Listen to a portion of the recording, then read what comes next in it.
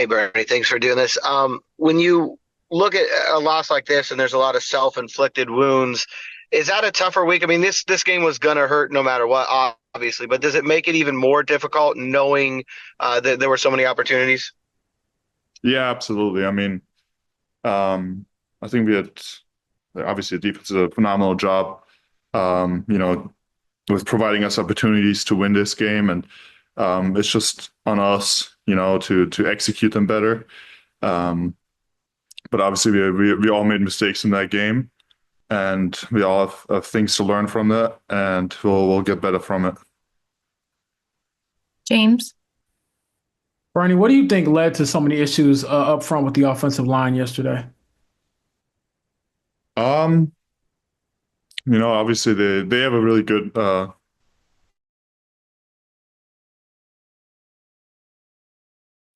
and rushing defense and sack leaders and stuff. But I think at the end of the day, it's just more so about us again of sticking to the fundamentals of what we practice every day, and then also communicating out on the field. Obviously, it was a loud environment, but we have to be on the same page.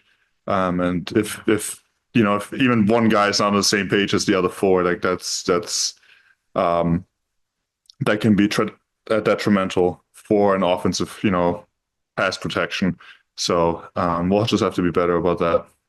And one follow up, we know what that game meant to your playoff implications. You still have a chance to get in. So, as a guy on the team, how do you make sure that a loss like that doesn't steamroll or doesn't pile up on you as you try to prepare for the last stretch of the season?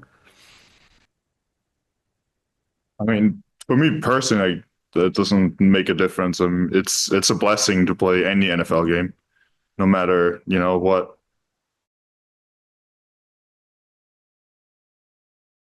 They're kind of must win games, but so is every single game. I mean, we could have won or lost a game early in the season, and we wouldn't have been in that position. So every single week is important. Every single game is important. So it doesn't really matter about the outcome of what happened the week before. Nate.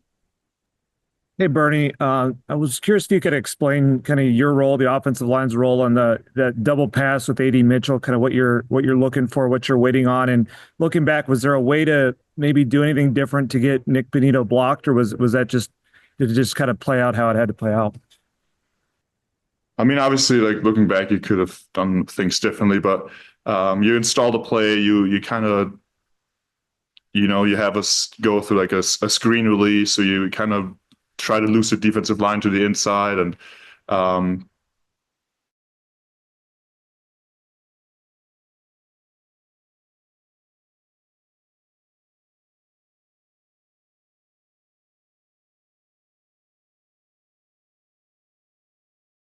in this case, he saw AR, standing there. We wait for his go call to, release for blocking down the field. Nick Bonita doesn't react the way that we anticipated it.